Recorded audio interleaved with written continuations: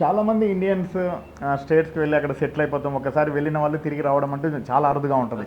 Already Hafeez Khan కూడా వెళ్ళాడు, అక్కడ ఒక మంచి లైఫ్ను ఎంజాయ్ చేస్తున్నాడు. 10 సంవత్సరాల పాటు విదేశాల్లో ఆల్మోస్ట్ ఆల్ స్థిరపడిపోయారు. మరి ఎందుకు సడన్గా ఉన్నట్లుండి అక్కడి నుంచి ఇక్కడికి రావడం? మళ్ళీ అంటే గతంలో చెప్పారు రాజశేఖర్ రెడ్డి బాగా ఇన్స్పైర్ అని చెప్పేసి, మళ్ళీ జగనన్నతో కలిసి అడుగులు వేయడానికి గల బలమైన కారణాలు, తర్వాత ఆయన మీకు సీటు ఉందని ఒకసారి, తర్వాత కొన్ని కారణాల వల్ల లేదని ఒకసారి చెప్పినప్పుడు, అరే అనుకోకుండా నేను ఎందుకు వచ్చాను అంటే ఒక హర్ట్ కావడం కానీ అలా ఏమన్నా అనిపించిందా మీకు?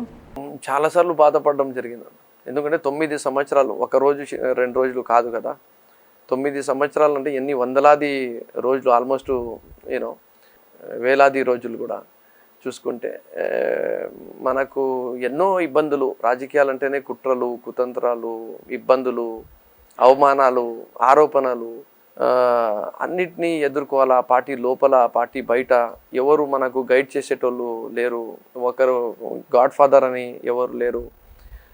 ఈ ఈ ఈ పరిస్థితుల్లో ఉండే రాజకీయంలో మనకు ఎట్లా ఉండాలా, ఎట్లా చేసుకోవాలా అని చెప్పి చూపించేటోళ్ళు, చెప్పేటోళ్ళు లేక, కొన్ని తప్పులు నేనే చేసుకొని మళ్ళీ అది అర్థం చేసుకొని, ఓహో నాతో ఇలాంటి తప్పులు జరిగాయి, దీనివల్ల నేను ఇవన్నీ అనుభవిస్తున్నా అని చెప్పి దానిని మళ్ళీ బూడ్చుకొని మళ్ళీ నేనే లేచి నడవడం అనేది చాలా కష్టమైన టైం అయితే ఉండింది. But it teached me lot of things. కానీ ఆ 9 సంవత్సరాల్లో కూడా నేను సంతోషపడేది ఏమంటే, ఆ రోజు కూడా ఫోన్ చేసి, ఏ అధికారికి ఫోన్ చేసి, అన్న ప్లీజ్ హెల్ప్ చేయండి, వీళ్ళు నిజమైన బెనిఫిషరీసు, లేదంటే నిజమైన మంచి వాళ్ళు, వీళ్ళపైన ఇట్లా దౌర్జన్యం చేస్తున్నారంట, లేదంటే ఇబ్బందులు పెడుతున్నారంట, లేదంటే వాళ్ళకు అర్హులు వాళ్ళకు కొంచెం చేసి పెట్టండి అన్న అని చెప్తే, అది అధికారులు కానీ ఇటు ప్రజలు కూడా నన్ను నమ్మి ఆ రోజుల్లోనే ఏదైతే వచ్చారో, I felt really happy. Without any power also I'm able to help so many people అని చెప్పి ఆ రోజు. So it's been a very ups and down life అయితే ఉండింది. జగన్మోహన్ రెడ్డి గారు పార్టీ పెట్టిన తర్వాత క్రియాశీలక సభ్యులుగా చేరారు, కార్యకర్తగా.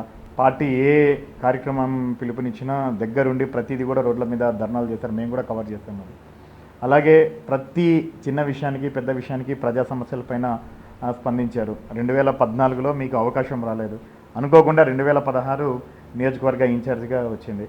మళ్ళీ 2019 సీటు ఖచ్చితంగా నాకే వస్తుంది, నేనే పోటీ చేస్తాననేటువంటి ఒక నమ్మకం అయితే ఉండిందా మీకు? 100% ఉండింది. ఎందుకంటే నేను 2016లోనే జగనన్నతో మాట్లాడినప్పుడు చెప్పిన, అన్న 2014లో నాకు పోటీ చేయాలని చెప్పి చాలా ఇంట్రెస్ట్ ఉండింది.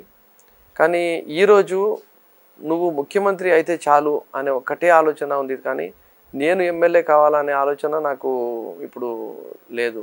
ఆ రోజు నేను ఎమ్మెల్యే కావాలనే ఒక ఆలోచన మాత్రం గట్టిగా ఉండింది. అంటే నవ్వినాడు ఆయన, ఇప్పుడు అయితేలే నువ్వు అని చెప్పాడు. కానీ మీరు ఇంకా ఎవరికన్నా ఇచ్చేది ఉంటే కూడా ఇవ్వండి అన్న, ఎందుకంటే లాస్ట్ మినిట్లో మళ్ళీ చెప్తారు టీజీ వెంకటేష్ గారి దగ్గర చాలా డబ్బులు ఉన్నాయి, ఆయన చాలా బలమైన వ్యక్తి, అది ఒక బలమైన కుటుంబము, వాళ్ళని తట్టుకోవాలంటే కొంచెం ఆర్థికంగా కానీ రాజకీయంగా కానీ నా స్టైల్ ఆఫ్ రాజకీయానికి నేను సరిపోను అని చెప్పి చాలామంది వచ్చి మీకు చెప్తారు.